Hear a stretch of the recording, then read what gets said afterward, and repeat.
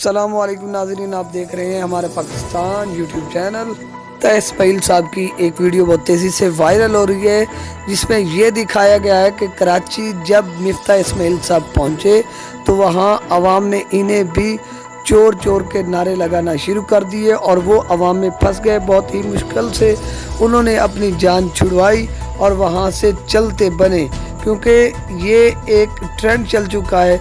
PTI का बहुत ज़ोर है, तो अवाम के नुमाइंदे अब जो मौजूदा हुकूमत है अवाम में जाने से घबरा रहे हैं, क्योंकि वहाँ पे इनको चोर चोर के नारों का सामना करना पड़ रहा है। तो चलते हैं वीडियो की असल जानिब के आखिर अवाम ने इन्हें क्या कहा।